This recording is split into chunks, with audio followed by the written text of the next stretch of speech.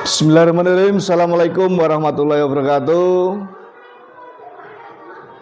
Terima kasih kami ucapkan kepada yang terhormat Ibu Kepala Sekolah SD Negeri 4 Trowolu, Ibu Eni Kartikawati SPD SD,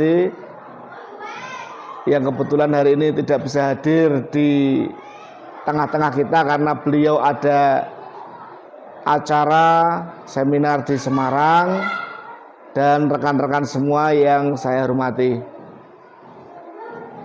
Puja dan puji syukur kita panjatkan kepada Allah Subhanahu wa taala yang senantiasa memberikan kita kesehatan sehingga kita bisa berkumpul di sini dalam acara diseminasi budaya positif modul 1.4 bersama saya Andi Kistanto, CGP Angkatan 9 Kabupaten Grobogan. Dalam kesempatan kali ini saya hanya ingin bertukar pengalaman. Saya hanya ingin menyampaikan apa yang sudah saya pelajari dari keikutsertaan saya dalam program guru penggerak. Dan sebelumnya saya meminta maaf yang sebesar-besarnya. Mungkin dalam acara ini nanti banyak kekurangan dan kekeliruan ataupun kesalahan dalam saya menyampaikan apa yang telah saya dapatkan dari program guru penggerak ini. Dan sebelumnya saya meminta pada salah satu ibu guru di sini yang sudah saya anggap senior, mungkin bisa mewakili Bu Eni Kartikawati untuk memberikan sambutan dan sekaligus membuka acara ini. Kami persilakan Ibu Mei Rukmiati.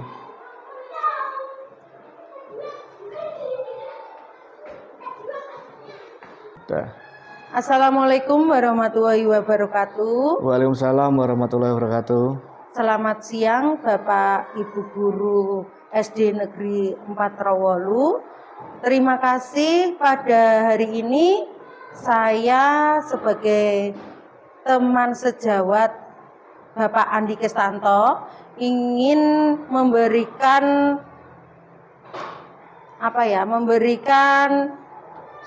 sambutan untuk membuka acara diseminasi budaya positif pada modul 1.4 yang di sini kita dari Pak Andi ini nanti akan memaparkan sebuah diseminasi, dan saya sebagai teman sejawatnya memberikan support kepada Pak Andi untuk melaksanakan diseminasi pada hari ini dan dapat ditularkan ke semua guru terutama di SD Negeri 4 Trowolu. Bapak Ibu guru, dalam kegiatan diseminasi ini nanti ada beberapa kegiatan, mungkin ada ice breaking juga biar untuk memberikan semangat kepada Bapak Ibu guru. Selain itu juga ice breaking juga bisa ditularkan kepada anak didik kita. Terus selain itu ada juga profil pelajar Pancasila. Dari profil pelajar Pancasila itu Bapak Ibu guru bisa melihat dari 1 tentang ketakwaan Tuhan Yang Maha Esa. Terus 2 ada gotong royong, 3 ada mandiri, 4 ada apa Pak Andi? Yang keempat ada bernalar kritis. Dan kelima, kreatif. Nah, ini nanti dipaparkan oleh Bapak Andi dari diseminasi. Selain itu, nanti juga ada segitiga restitusi yang akan dipaparkan. Selain itu, kita harus budayakan 5S. Senyum, sapa, salam, dan sopan santun. Terima kasih Bapak Ibu, hanya itu yang dapat saya sampaikan. Wassalamualaikum warahmatullahi wabarakatuh. Waalaikumsalam warahmatullahi wabarakatuh.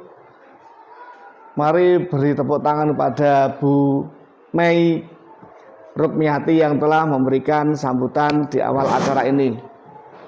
Mungkin untuk selanjutnya mari kita mulai saja acara diseminasi budaya positif.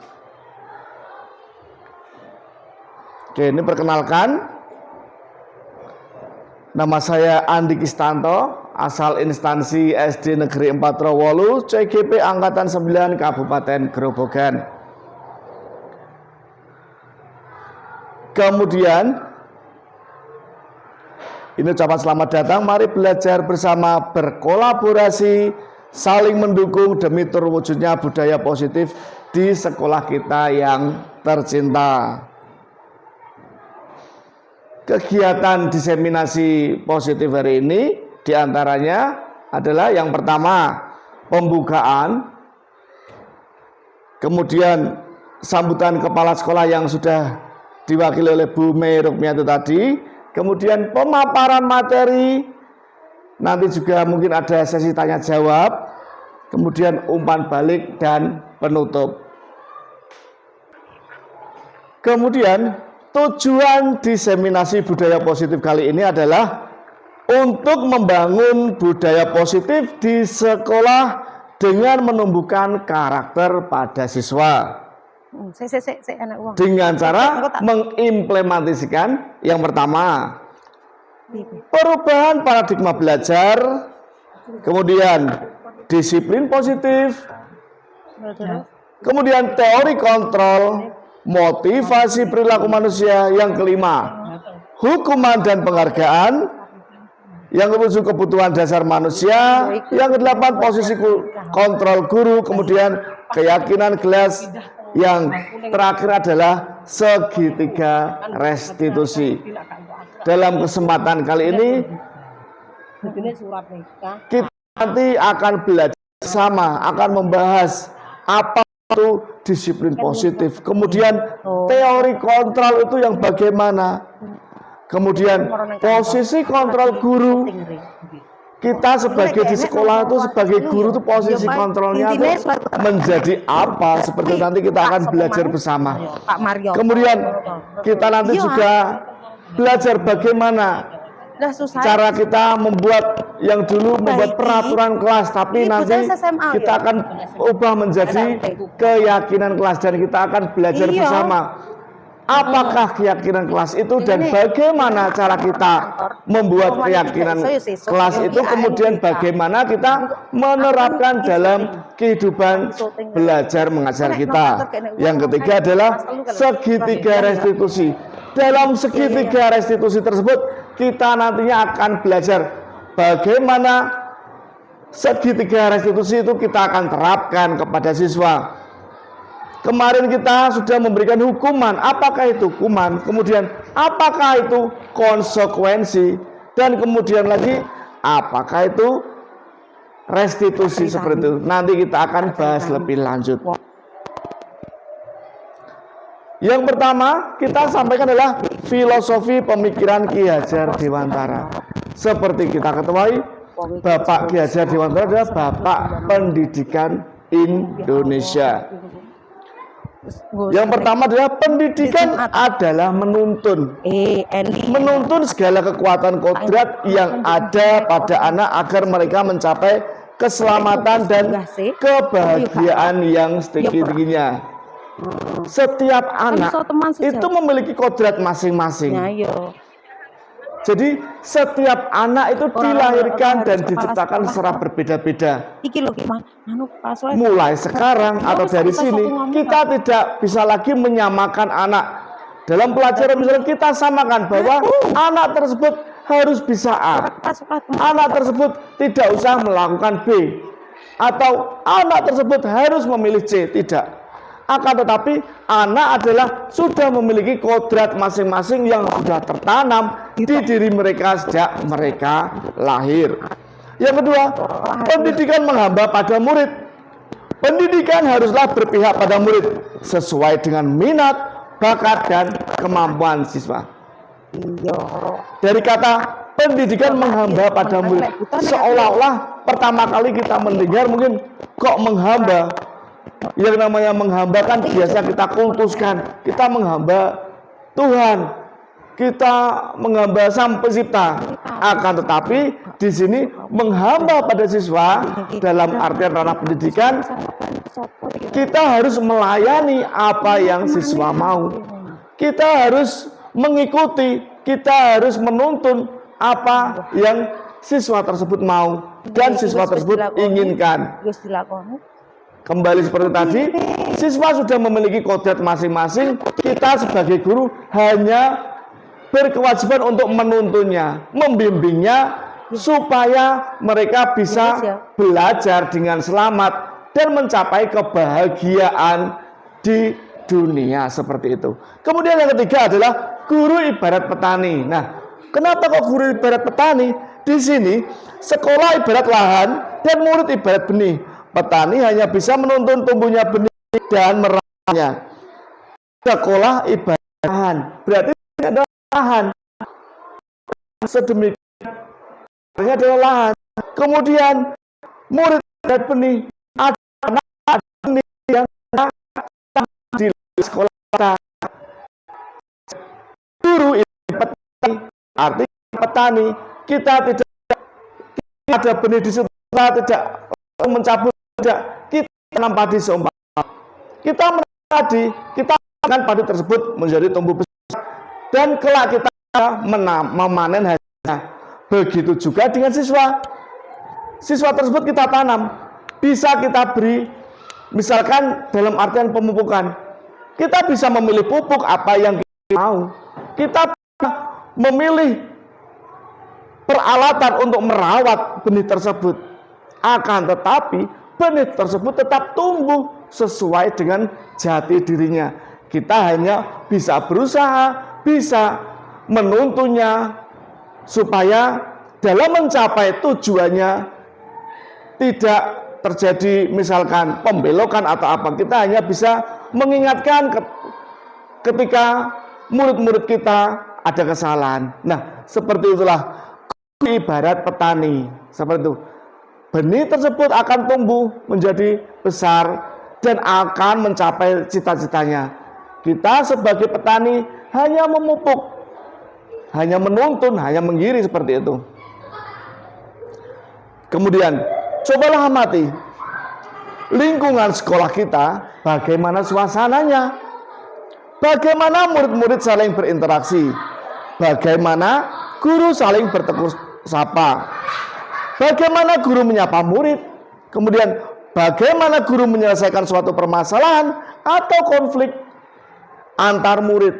Berarti di dalam kasus ini bagaimana kita memanage ketika ada perselisihan murid dengan murid, bagaimanakah posisi guru tersebut.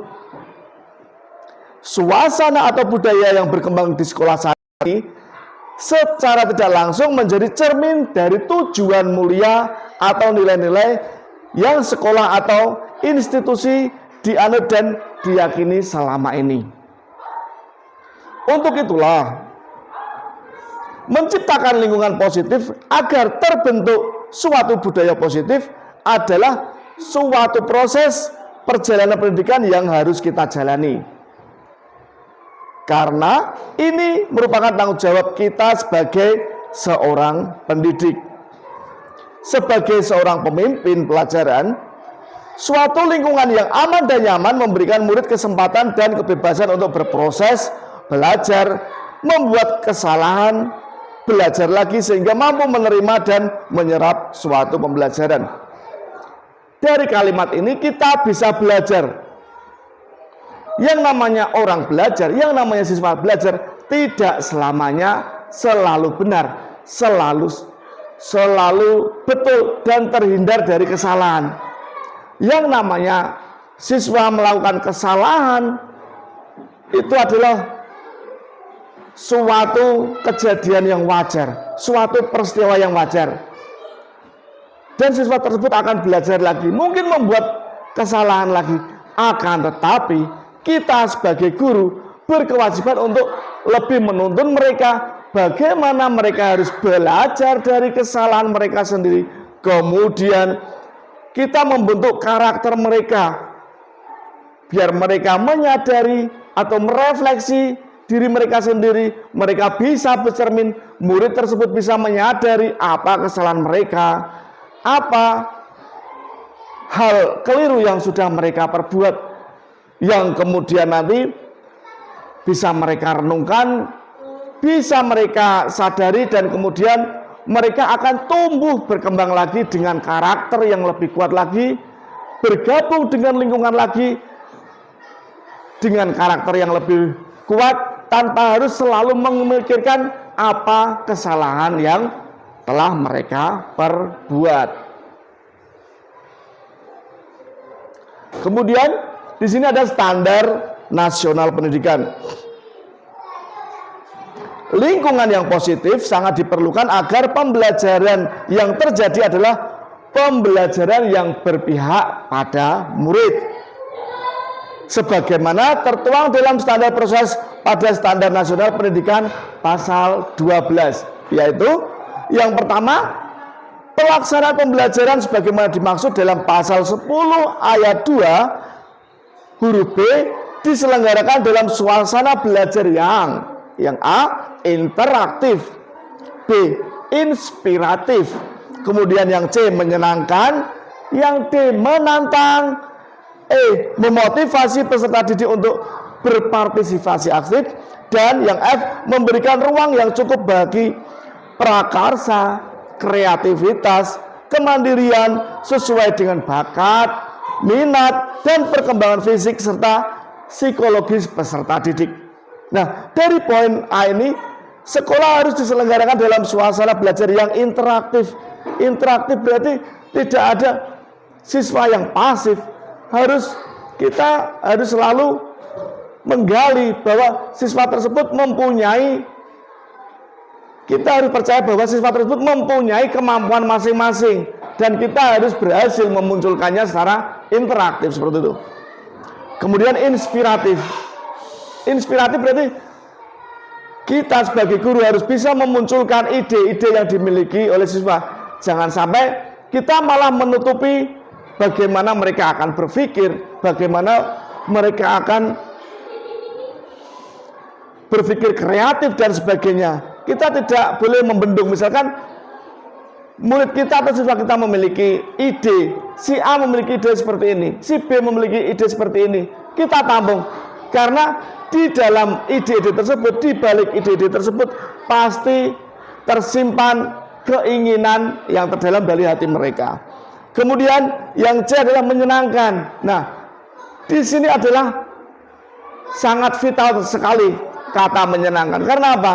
Menyenangkan dalam artian kita sebagai guru akan membuat situasi sekolah yang nyaman, dan anak-anak menerima pelajaran yang kita sampaikan dalam hati yang riang, dalam hati yang gembira. Maka kita sebagai guru diwajibkan setelah pelajaran kita membuat refleksi. Kita merefleksi pembelajaran kita bisa menanya kepada anak didik, bagaimana setelah menerima pelajaran dari Pak Andi. Misalkan si A bagaimana? Senang Pak. Si B senang Pak. Si C kurang senang Pak. Kenapa? Harus kita tanya, kita gali pengetahuannya. Karena belum paham Pak. Belum pahamnya kenapa? Dan seterusnya seperti itu. Kemudian yang D adalah menantang. Di dalam situasi yang menyenangkan, mungkin untuk 1-2 siswa mungkin juga membosankan. Karena apa? Untuk siswa yang lain yang mungkin siswanya itu adalah sangat aktif, cuma menyenangkan saja mungkin tidak cukup. Wah, ini tidak menantang sama sekali. Nah, kita sebagai guru harus bisa menciptakan suasana belajar yang menantang juga seperti itu. Kemudian yang E, memotivasi peserta didik untuk berpartisipasi aktif. Nah, seperti tadi. Kita harus menggali, sebagai guru dalam menyampaikan pembelajaran kita harus bisa menggali bagaimana keaktifan siswa itu muncul, bagaimana mereka mau berpendapat, bagaimana mereka tidak malu untuk mengungkapkan isi hati mereka. Kemudian memberikan ruang yang cukup bagi prakarsa, kreativitas, kemandirian sesuai dengan bakat, minat, perkembangan fisik, serta psikologis peserta didik.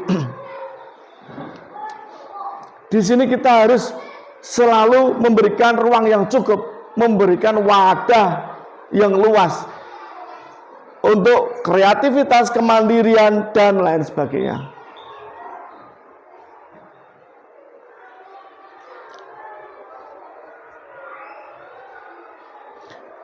Kemudian selanjutnya adalah konsep inti budaya positif. Di sini yang pertama adalah perubahan paradigma belajar.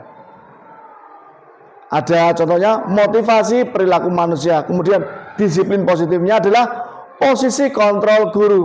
Posisi kontrol guru ini sebagai apa? Kita dalam budaya sekolah, dalam lingkup sekolahan, dalam lingkup sekolah, kita sebagai guru, kita mendapatkan posisi sebagai apa? Nanti kita pelajari lebih lanjut. Kemudian berikutnya adalah nilai-nilai kebajikan.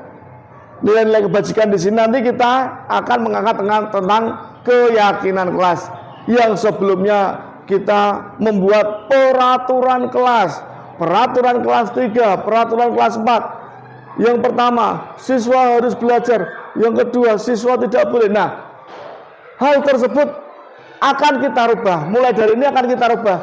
Yang mulai dari peraturan kelas nantinya kita akan rubah menjadi keyakinan kelas. Bagaimana keyakinan kelas akan terbentuk, bagaimana keyakinan kelas akan terwujud, dan bagaimana kita mengimplementasikan keyakinan tersebut di lingkungan kelas, di lingkungan sekolah. Nanti kita akan pelajari lebih lanjut. Kemudian selanjutnya kebutuhan dasar manusia. Kebutuhan dasar manusia nanti kita akan belajar tentang segitiga restitusi. Apakah segitiga restitusi tersebut? Mari kita pelajari lebih lanjut. Nah, di sini mungkin ada kesalahpahaman atau miskonsepsi tentang teori kontrol. Kenapa kok bisa terjadi miskonsepsi? Nah, ini ada ilusi guru mengontrol murid. Ilusi bahwa semua penguatan positif efektif dan bermanfaat. Ilusi bahwa kritik dan membuat orang merasa bersalah dapat menguatkan karakter. Ilusi bahwa orang dewasa memiliki hak untuk memaksa, dan di sini adalah salah dan betul-betul salah kaprah. Bagaimana terjadi ketika ada siswa kita melakukan kesalahan, kemudian kita ngejudge bahwa kamu itu salah, kamu sudah berbuat seperti ini, kamu tidak boleh seperti ini. Kita tidak serta-merta bisa menumbuhkan motivasi siswa untuk berbuat baik, akan tetapi kita malah bisa mematikan apa istilahnya, mematikan kepercayaan diri murid tersebut. Bagaimana bisa? Karena berbagai kesalahan kita timpakan kepadanya. Kita menyebutkan kesalahan tanpa kita tidak menyebutkan bagaimana cara menyimbanginya, bagaimana cara kita mencari solusinya, akan tapi kita langsung ngejudge atau kita bisa menghukum bahwa kamu salah, kamu 100% salah. Seperti itu adalah kekeliruan. Bahwa guru mengontrol siswa. Kamu harus seperti ini, kamu besok harus menjadi seperti ini, kamu tidak boleh seperti ini. Itu adalah salah. Karena apa? Kembali lagi tadi, semua siswa, semua anak didik kita adalah memiliki kodrat yang berbeda-beda. Kita hanya bisa menuntun, kita hanya bisa menemani mereka, istilah seperti itu. Tidak bisa kita mengunci mereka seperti robot. Kita putar belakangnya, krek, kemudian berjalan ke depan. Tidak bisa. Murid memiliki karakter yang berbeda-beda. Kemudian mengubah paradigma stimulus respon pendekatan teori kontrol. Yang kanan stimulus respon, yang kemudian yang sebenarnya ada teori kontrol. Contohnya, realitas kebutuhan sama, itu dari stimulus respon. Kemudian kalau dari teori kontrol, realitas kebutuhan kita berbeda. Nah, di sini sudah kelihatan bahwa perbedaan kontrol dengan stimulus respon itu sangatlah berbeda. Kemudian selanjutnya, semua orang mempunyai gambaran yang sama. Setiap orang mempunyai gambaran yang berbeda. Kita mencoba mengubah pola pandangan orang agar sama dengan kita. Kita berusaha memahami pandangan orang lain tentang kita. Berarti kita tidak serta-merta, ayo kamu harus berpandangan sama seperti saya. Bukan. Tapi kita memberikan ide. Apakah kamu sama? Apakah kamu sependapat? Apakah kamu berpihak kepada saya? Seperti itu kalau teori kontrol. Kemudian, perilaku buruk kita sebagai suatu kesalahan. Tetapi dalam teori kontrol, semua perilaku memiliki tujuan. Bisa dikaji dalam hal ini adalah kita tidak melulu menilai sebuah hasil, akan tetapi kita harus juga melihat proses. Oh, anak tersebut berproses, sebenarnya si siswa ingin membuat replika pesawat terbang mungkin. Nah, dalam prosesnya mungkin sudah betul, akan tetapi hasilnya salah. Nah, dalam stimulus respon kita langsung ngejudge, kamu salah nih, kamu sebenarnya ingin membuat apa kok nggak berbentuk sama sekali. Nah, padahal dalam teori kontrol tersebut, oh ternyata kamu tadi ingin membuat replika pesawat terbang, tapi mungkin hasilnya tidak sesuai yang kamu inginkan. Tidak apa-apa, nanti bisa dicoba kembali. Nah, perbedaannya adalah seperti berikut.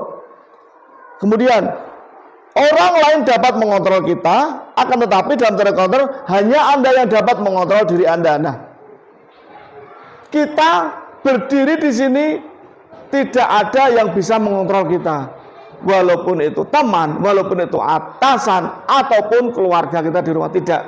Akan tetapi hanya Anda yang dapat mengontrol diri Anda, dalam artian mungkin teman Anda menyuruh, dalam hati tidak mau, akan tetapi teman Anda ada yang memberikan ide, dan ide tersebut dianggap menarik, dianggap sangat positif, dianggap masuk akal. Nah, kita bisa melaksanakan, akan tetapi kembali lagi kita tidak dikontrol oleh teman tersebut, akan tetapi dalam diri kita sudah mengkaji, kita sudah memikirkan dengan matang. Oh iya, ternyata saya harus berbuat seperti itu. Berarti diri kita yang bisa mengontrol diri kita sendiri. Kemudian, saya dapat mengontrol orang lain. Teori kontrolnya, Anda tidak bisa mengontrol orang lain. Nah, kembali lagi seperti tadi, tidak ada seorang pun yang bisa kita kontrol, bisa kita jadikan robot. Tidak ada. Karena setiap manusia memiliki pikiran, memiliki hati nurani masing-masing. Tidak selamanya teman yang selalu bersama kita selalu setuju dengan pendapat kita. Seperti itu. Kemudian selanjutnya, ada model berpikir menang kalah. Nah, ini sangat salah sekali. Kemudian teori kontrol berpikir menang dan menang. Dalam artian menang kalah, berarti kalau saya menang berarti ada yang kalah. Tidak. Kita rubah. Kalau saya menang, belum tentu teman kita kalah. Tidak. Mungkin kali ini saya menang, besoknya dia yang menang. Berarti mungkin kesempatan untuk menang tidak sama seperti itu. Kemudian pembelajaran dengan paradigma baru. Pembelajaran dengan paradigma baru merupakan pembelajaran yang dirancang berdasarkan prinsip pembelajaran berdiferensiasi, sehingga para peserta didik belajar sesuai dengan kebutuhan berdasarkan tahap perkembangan sosial, teori psikologi modern untuk mewujudkan profil pelajar Pancasila. Seperti kita ketahui, profil pelajar Pancasila. Coba ada apa saja? Pertama, beriman dan bertakwa kepada Tuhan yang Maha Esa. Yang kedua, berkebinekaan global. Yang ketiga, mandiri, kemudian bergotong royong, bernalar kritis, kemudian kreatif. Ya, betul. Kemudian selanjutnya adalah disiplin positif. Disiplin berasal dari kata disiplina yang berarti berlatih dalam kegiatan belajar mengajar. Disiplin mengacu pada disiplin diri, memiliki tanggung jawab terhadap yang dilakukan berdasarkan nilai-nilai yang diyakini. Kemudian kita tarik lagi semuanya adalah disiplin positif, merupakan salah satu cara penerapan disiplin yang bertujuan untuk menumbuhkan kesadaran serta memberdayakan anak untuk melakukan sesuatu tanpa sogokan, ancaman, ataupun hukuman. Jadi disiplin itu tanpa harus mengenal hukuman. Saya harus seperti ini karena saya hukuman yang seperti ini. Itu salah. Saya melakukan disiplin karena saya takut, saya sudah ancam. Nah, itu salah kaprah. Kemudian sogokan, saya menerima sogokan untuk melakukan disiplin yang seperti itu adalah juga salah. Sebab mendidik, tujuan kita adalah menciptakan didik yang memiliki disiplin diri sehingga mereka berperilaku mengacu pada nilai-nilai kebajikan universal yang memiliki motivasi intrinsik dalam perubahan perilaku yang baik, seperti itu. Untuk selanjutnya adalah nilai-nilai kebajikan. Nilai yang disepakati bersama lepas dari suku bangsa, agama, bahasa maupun latar belakangnya. Contoh nilai kebajikan organisasi atau institusi. Yang pertama, profil pelajar Pancasila. Berakhlak mulia, berkebinekaan global, mandiri, bergotong royong, bernalar kritis, kemudian kreatif. Kemudian IBO Primary Years Program atau PYP, toleransi, rasa hormat, mandiri, menghargai, antusias, empati, keinginan, kemudian kreativitas, kerjasama, dan percaya diri.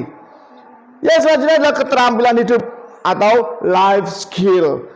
Dapat dipercaya, lurus hati, tidak merendahkan orang lain, dan memberikan terbaik dari diri. Motivasi perilaku manusia. Di sini kita akan membahas tentang motivasi.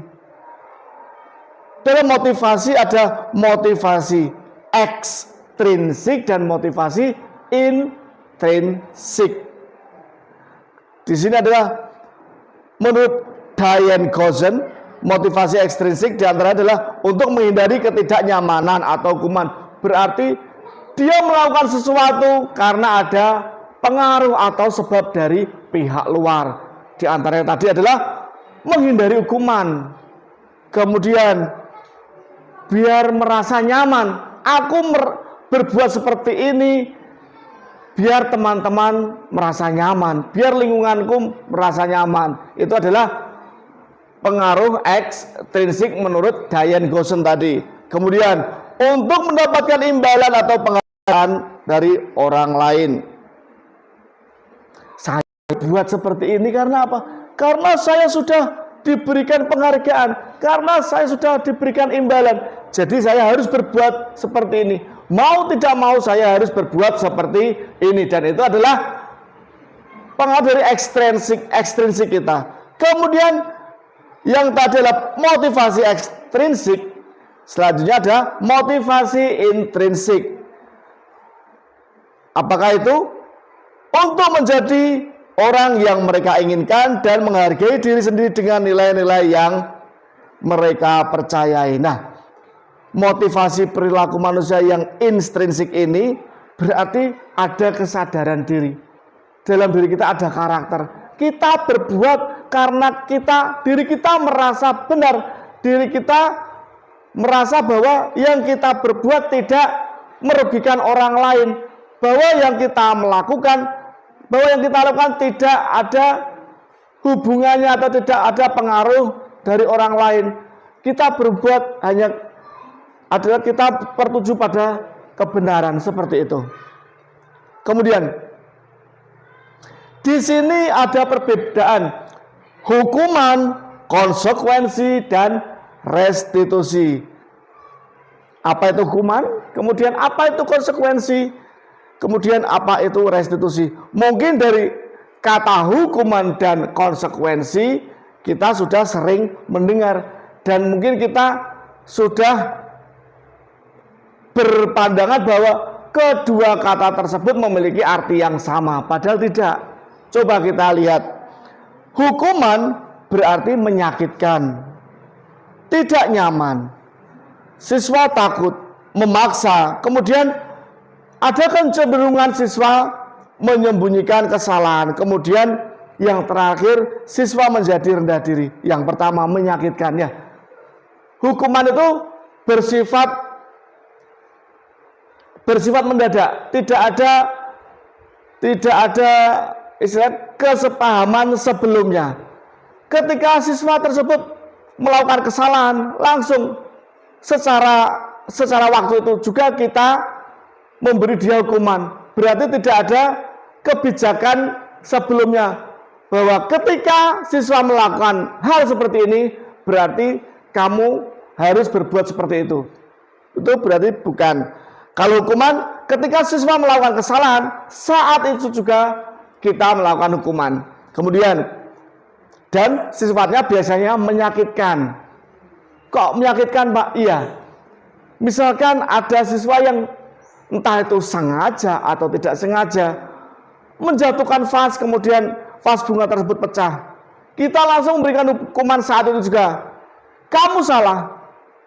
Kamu harus mengepel lantai. Saya beri hukuman untuk membersihkan ruangan kelas sendirian. Nah, seperti itulah ya, bersifat menyakitkan. Mungkin menyakitkan dari fisik dan mungkin menyakitkan dari segi hati mereka juga. Kemudian membuat tidak nyaman. Ketika kita memberikan hukuman kepada siswa, pasti mereka merasa tidak nyaman. Karena mereka seolah-olah tidak ada pembelaan. Mereka tidak bisa melakukan atau memberikan argumen tentang apa yang sebenarnya mereka lakukan. Karena apa? Serta-merta ketika siswa tersebut membuat kesalahan, kita langsung memberikan hukuman yang kita rasa pantas. Akan tetapi hal tersebut sangatlah salah, betul. Kemudian hukuman bersifat memaksa, ya. Kita menyuruh siswa untuk menyapu ruangan kelas sendirian. Mau tidak mau siswa tersebut harus menuruti perintah kita, dan sifatnya tersebut adalah memaksa. Dan ketika kita memberi hukuman, kecenderungan siswa kemudian menyembunyikan kesalahan.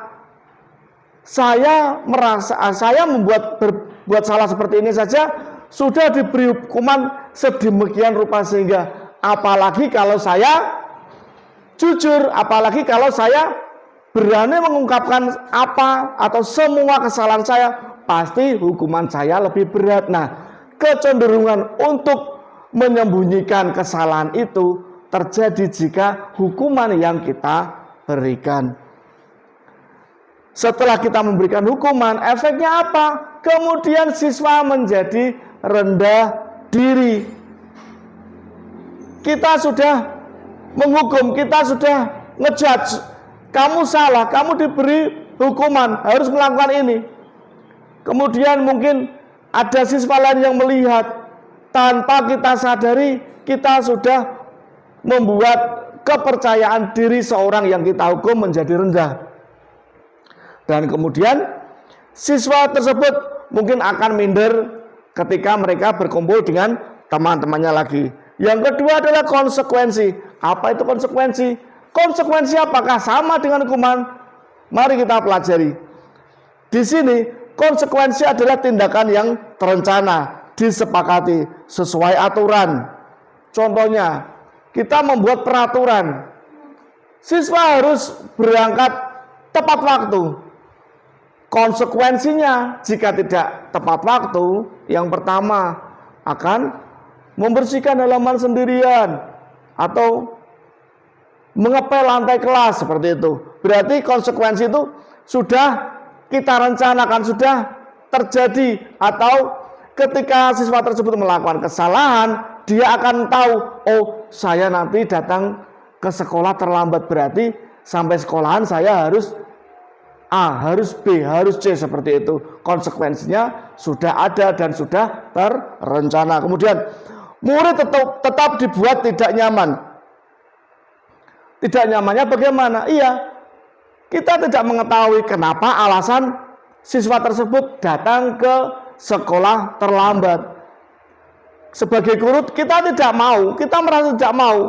Yang penting peraturan datang tepat waktu harus kita disiplinkan. Entah itu alasanmu karena terlambat karena ada ban bocor misalkan, atau harus membantu orang tua dulu, atau harus mengantarkan adik dulu. Kita tidak tahu. Yang namanya siswa terlambat nantinya harus mengepel lantai, harus menyapu lantai sendirian, seperti itu. Sikap guru selalu memonitor murid. Nah, guru dalam hal ini guru seolah-olah selalu mengawasi murid. Ayo, kamu jangan terlambat. Nanti kalau terlambat ada konsekuensinya. Kamu jangan jajan di luar lingkungan sekolah. Kalau jajan di luar sekolah, mungkin nanti juga ada konsekuensinya seperti itu. Seolah murid akan terawasi, guru sebagai kontrol, sebagai mengontrol gerak-gerik siswa yang ada di sekolah. Selanjutnya restitusi. Apa itu restitusi? Mungkin Bapak Ibu guru sekalian ada yang baru mendengar istilah restitusi. Kalau hukuman, konsekuensi mungkin sudah akrab dengan telinga kita, sudah akrab di lingkungan kita. Akan tapi restitusi ini mungkin ada yang baru mengenal. Begitu juga dengan saya. Saya mengenal istilah restitusi ini juga baru setelah bergabung dalam program guru penggerak. Kemudian apakah restitusi itu? Restitusi adalah proses menciptakan kondisi bagi murid untuk memperbaiki kesalahan. Dalam hal ini kita sudah menghapus tadi apa itu hukuman, kemudian apa itu konsekuensi. Ketika siswa melakukan kesalahan, entah itu sengaja atau tidak, kita harus menghadirkan siswa tersebut langsung. Kita tanya, apa alasan dia terlambat? Apa alasan dia untuk jajan di luar sekolah? Kemudian tujuan mereka apa? Kemudian apa yang mereka inginkan? Kita harus menggali. Kemudian kita akan mengembalikan lagi bagaimana mereka harus berbuat. Kita tidak serta-merta langsung menyalahkan mereka. Kamu tidak boleh seperti ini, kamu tidak boleh berbuat yang begini. Tidak. Yang kedua, proses kolaboratif yang mengajarkan murid untuk mencari solusi sendiri. Dalam hal ini, ketika kita duduk berdua mungkin dengan murid kita akan mencari solusi. Kita akan berkolaborasi dengan siswa tersebut. Kamu kok sering terlambat itu sebenarnya ada apa di rumah? Saya membantu ibu dulu, Pak. Saya tidak bisa kalau datang tepat waktu. Saya sudah mengusahakan, Pak. Seperti itu. Dalam hal ini, guru harus juga memberikan respon yang positif terhadap siswa. Bagaimana kita akan berbuat ketika kita menjadi murid tersebut. Kita harus terjun. Oh ya, ketika saya menjadi murid tersebut, mungkin saya juga akan melakukan yang sama. Nah, langsung saja kita sampaikan. Mungkin ketika Bapak guru menjadi kamu, mungkin akan berbuat seperti itu juga. Akan tetapi, Pak guru juga akan mengusahakan bagaimana cara mungkin bangun lebih awal lagi, atau membantu ibu lebih awal lagi atau lebih cepat biar tidak terlambat masuk sekolah, seperti itu. Di sini ada perbedaan contoh kasus. Siswa sering tidak mengerjakan PR. Nah, di sini ada 3 penanganan. Yang pertama tadi hukuman, konsekuensi, dan restitusi. Kasusnya siswa tidak mengerjakan PR. Dalam hal hukuman, guru menghukum siswa tersebut dengan hormat bendera selama 10 menit. guru marah dan murid menjadi takut. Mau tidak mau, siswa harus melaksanakan apa yang Bapak Guru perintahkan. Karena sifatnya ini adalah hukuman. Dan dalam hal hukuman ini tidak ada alasan atau pembelaan dari sifat tersebut. Pak, saya tidak mengerjakan PR karena lupa. Pak, saya mengerjakan PR, tidak mengerjakan PR karena saya ada tugas semalaman dari Bapak.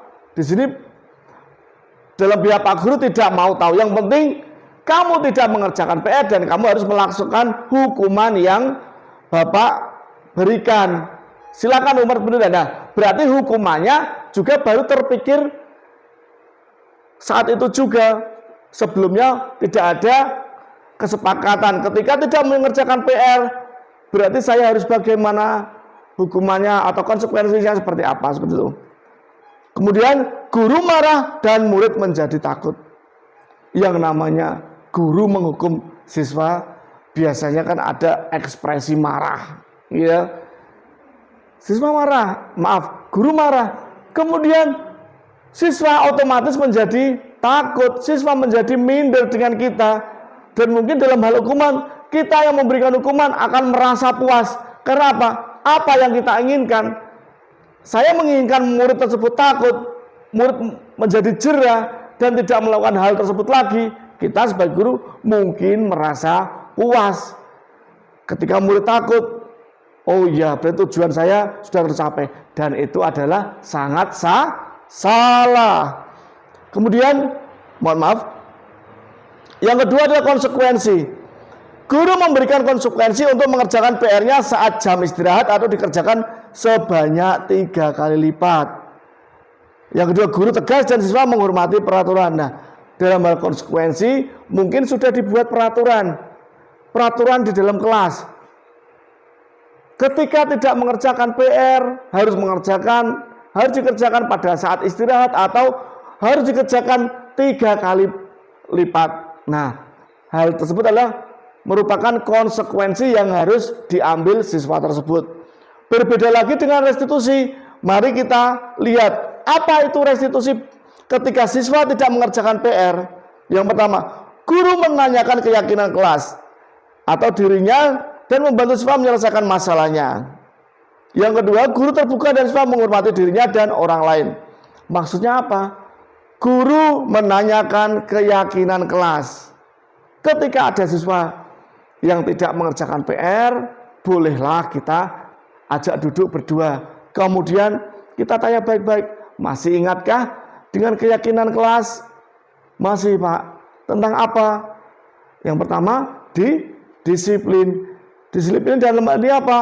Mengerjakan PR. Nah, berarti sudah melanggar keyakinan kelas atau tidak? Melanggar, Pak. Nah, kita menggiring siswa tersebut untuk melakukan kolaborasi dengan kita. Kita tidak serta-merta langsung menyalahkan, langsung memberikan konsekuensi yang harus murid tersebut lakukan. Akan tetapi kita perlahan kita menggali apa alasannya, kemudian guru juga terbuka dan siswa menghormati dirinya dan orang lain.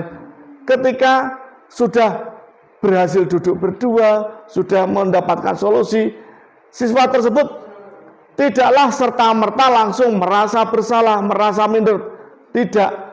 Akan tetapi akan tumbuh karakter baru. Oh iya, besok-besok lagi kalau ada PR, saya harus lebih giat belajar. Saya tidak boleh lupa. Seperti itu. Kemudian ada yang sering kita lakukan terhadap siswa-siswa kita. Apakah itu? Dihukum oleh penghargaan. Penghargaan kok menghukum? Iya, mari kita pelajari. Saat kita berulang kali menjanjikan hadiah kepada anak-anak agar berperilaku tanggung jawab, atau kepada seorang murid agar mempelajari sesuatu yang baru, atau kepada seorang karyawan agar melakukan pekerjaan yang berkualitas, kita sedang berasumsi mereka tidak dapat melakukannya atau mereka tidak akan memilih untuk melakukannya. Dalam hal ini bagaimana kok bisa terjadi? Iya, ketika saya berpandangan jikalau saya tidak mengiming-imingi mereka hadiah, ketika saya tidak memberikan dia sebuah reward, maka dia pasti tidak mampu melakukannya. Kenapa? Yang pertama, semangat mereka pasti tidak ada. Nah, itu merupakan hukuman sebenarnya. Mereka dalam tanda kutip sudah kita hukum. Nah, kenapa saya harus melakukannya? Tidak ada imbal balik yang nantinya saya peroleh. Kenapa kita harus melakukan apa yang dilakukan Pak Guru? Sementara yang tidak disuruh saja juga aman-aman saja, kecuali kalau kita diberikan imbalan seperti itu. Dan itu adalah salah. Maka kita akan menghukum siswa. Siswa tidak akan melakukan sesuatu lagi ketika tidak ada hadiah yang kita janjikan kepada siswa tersebut. Penghargaan maupun hukuman adalah cara-cara mengontrol perilaku seorang yang menghancurkan potensi untuk pembelajaran sesungguhnya. Secara ideal, tindakan pelajaran itu adalah penghargaan sesungguhnya. Kemudian, penghargaan nilainya sama dengan menghukum seseorang. Pengaruh jangka pendek dan jangka panjang. Ini dalam artian dari sebuah penghargaan tadi ya. Yang pertama, penghargaan yang tidak efektif. Kemudian, penghargaan bisa merusak hukuman. Yang ketiga, penghargaan mengurangi ketepatan. Kita bahas satu-satu dulu. Penghargaan yang tidak efektif. Kenapa kok tidak efektif? Seperti tadi, siswa bisa mau melakukan sesuatu kalau kita beri penghargaan. Kemudian, penghargaan merusak hukuman. Iya, ketika kita memberikan soal dan kita memberikan iming-iming kepada siswa tersebut, siapa yang betul semua dan jawabannya betul, dan jawabannya betul dan waktunya sangat cepat atau paling cepat, maka Pak Guru akan memberikan ini. Nah, siswa akan berlomba. Akan tapi apa? Berlombanya demi sebuah penghargaan tersebut. Dan ketika salah satu siswa mendapatkan penghargaan tadi, otomatis siswa yang merasa bersaing akan merasa tersakiti, akan merasa tidak senang, dan kerenggangan pasti akan terjadi pada mereka. Jane aku mau yo meh rampung cepet, cuma ketinggalan 1 detik saja. Nah, seperti itu. Kemudian, penghargaan mengurangi ketepatan. Ya, dalam hal ini kita sebenarnya mengiming-imingi mereka untuk berbuat apa? Mereka tidak memikirkan secara rinci. Mereka tidak memikirkan secara teliti. Bagaimana saya harus berbuat? Bagaimana saya harus menyelesaikan tugas? Yang penting cepat selesai dan mendapatkan penghargaan. Kemudian penghargaan menurunkan kualitas. Kenapa kok bisa menurunkan kualitas? Ya, ketika kita memberikan sebuah soal, ketika kita memberikan pertanyaan atau sesuatu, ada siswa yang merasa tidak bisa, mereka tidak akan merasa berusaha, mereka tidak akan ingin berusaha lagi. Kenapa? Lah, paling-paling salah, paling-paling saya tidak bisa. Dan yang paling parahnya, paling-paling saya tidak mendapatkan penghargaan. Berbeda lagi dengan siswa yang mungkin merasa paling pintar atau merasa bisa segalanya.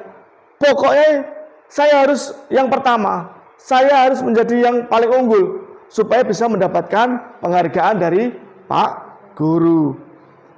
Kemudian, penghargaan mematikan kreativitas. Iya, kreativitas dari siswa-siswa akan terkebiri, akan mati. Kenapa? Saya akan menerima tugas, saya menerima tantangan dari Pak Guru yang otomatis sudah memberikan atau mengiming-imingi penghargaan. Jadinya pikiran mereka akan vakum. Vakum untuk berbuat sesuatu yang lain, vakum untuk mengembangkan diri. Yang berikutnya penghargaan yang menghukum, seperti tadi. Sifatnya menghukum ketika berbuat sesuatu demi penghargaan, melakukan sesuatu demi pengorbanan. Berarti mereka sudah terkungkung dengan perasaan, semuanya demi penghargaan. Kemudian keyakinan kelas. Apakah itu keyakinan kelas? Dan mengapa harus keyakinan kelas, bukan peraturan kelas? Di sini kita bisa melihat bagaimana situasi dalam kelas dalam membuat keyakinan kelas. Yang pertama, kita berikan kesempatan kepada siswa terlebih dahulu bagaimana yang mereka inginkan. Contohnya, masalah kedisiplinan. Masalah kedisiplinan adalah datang tepat waktu, tidak boleh terlambat. Silakan para siswa untuk menuliskan, kemudian ditempelkan bukit di papan tulis seperti gambar tersebut. Nanti kita akan diskusikan. Kemudian kedua, saling menghormati dan menghargai. Seperti apa contohnya? Tidak menghina teman, bersikap baik kepada sesama. Kemudian apa lagi? Silakan munculkan ide-ide dari siswa tersebut. Yang terakhir, menjaga kebersihan. Menjaga kebersihan biasanya siswa menuliskan tidak boleh membuang sampah sembarangan. Kemudian membuang bungkus makanan kita pada tempat sampah dan lain sebagainya. Nanti kita akan diskusikan berbagai ide tersebut, kita kerucutkan menjadi yang pertama disiplin. Disiplin di sini mencakup banyak hal, bisa dalam disiplin waktu, disiplin berpakaian. Di sini termasuk keyakinan kelas. Yang kedua, saling menghormati dan menghargai. Tidak boleh nakal dengan teman, tidak boleh menghina teman seperti tadi. Kemudian yang terakhir, menjaga kebersihan. Kita tuliskan menjaga kebersihan kenapa? Jangan kita tuliskan jangan buang sampah di sembarang tempat. Silakan buang sampah pada tempatnya, nggak usah. Langsung kita tarik saja kesimpulan menjaga kebersihan seperti itu.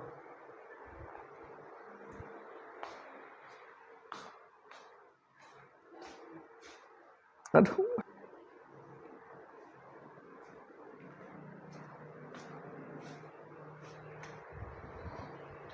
Selanjutnya kita akan bahas tentang 5 kebutuhan dasar manusia. Yang pertama apa? Bertahan hidup.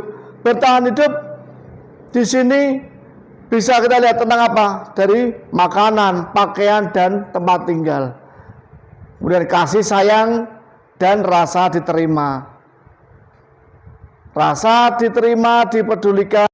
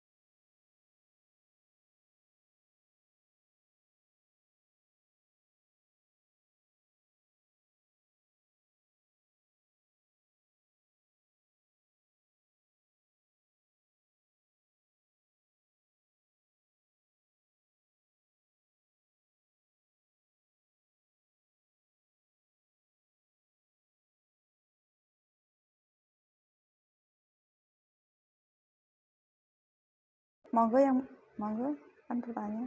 Ya mungkin Bapak Ibu guru ada pertanyaan atau gagasan atau mungkin pikiran yang disampaikan.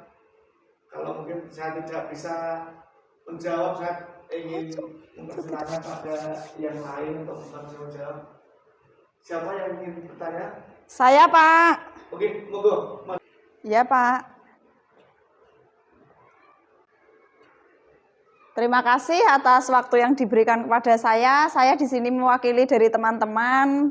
Saya mau bertanya, Pak. Itu tadi tentang penghargaan ya, Pak ya.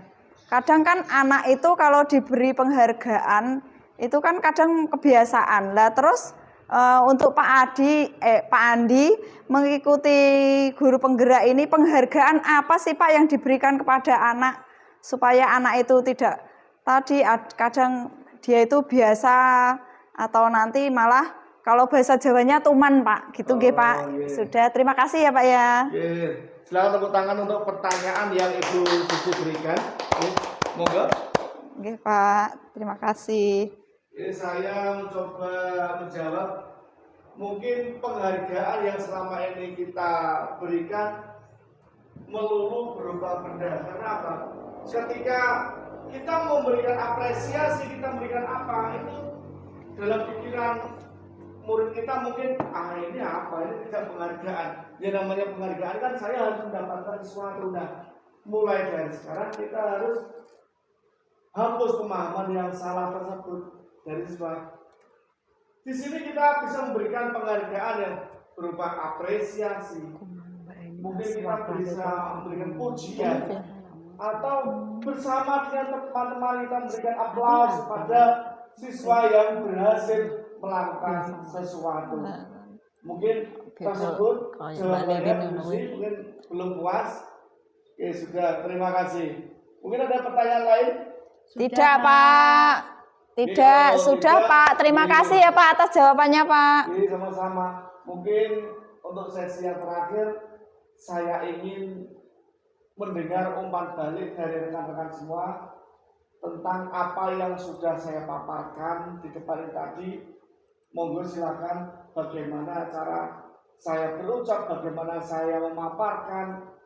Monggo salah satu dari rekan semua yang ingin maju ke depan berikan umpan balik pada saya. Saya lagi boleh Pak? Oh ya Bu Susi lagi boleh monggo Bu Susi. Terima kasih atas keakraban Bu Susi. Kamu persilakan Bu Susi.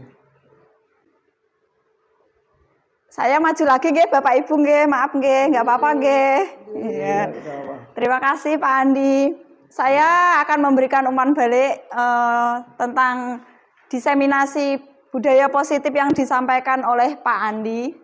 Ya, jadi pemaparan yang disampaikan oleh Pak Andi itu sudah sangat bagus, runtut, juga nantinya bisa diterapkan budaya positif ini di SD Negeri 4 Trowolu. Ya, ada tadi yang disampaikan oleh Pak Andi, ada keyakinan kelas. Jadi nanti keyakinan kelas itu setiap kelas membuat keyakinan kelas, guru bersama anak-anak. Itu ya contohnya tadi, terus juga ada hukuman, ada konsekuensi, ada segitiga restitusi. Jadi dari ketiga itu kita memilih segitiga restitusi itu untuk menyelesaikan masalah, untuk mencari solusi apa yang terjadi pada anak-anak itu, masalah apa ya. Jadi kita memerlukan pendekatan, itu yang disampaikan Pak Andi tadi. Terus ada juga 5 posisi kontrol Bapak Ibu. Nggih Pak Andi nggih, tadi nggih ada 5 posisi kontrol juga. Terus ada yang terakhir tadi segitiga restitusi itu tadi. Jadi sudah bagus Pak. Dari pemaparan Bapak semuanya budaya positif itu sudah runtut nggih, sudah gamblang, sudah dijelaskan beserta contohnya juga. Semoga bermanfaat bagi SD kita ini. Gitu saja Pak Andi nggih. Terima kasih nggih Pak ya. Terima kasih Bu Susi. Tepuk tangan untuk Bu Susi. Demikian acara diseminasi budaya positif. Saya pribadi meminta maaf mungkin dalam pemaparan saya banyak kekeliruan dan mungkin banyak salah kata maupun tindakan Emang saya. bayangkan jenengan dhewe kok sambutan ini. Selanjutnya kami ucapkan terima kasih kepada Bapak Ibu guru semua. Karena susunan acara berarti. Wassalamualaikum warahmatullahi wabarakatuh. Waalaikumsalam warahmatullahi wabarakatuh.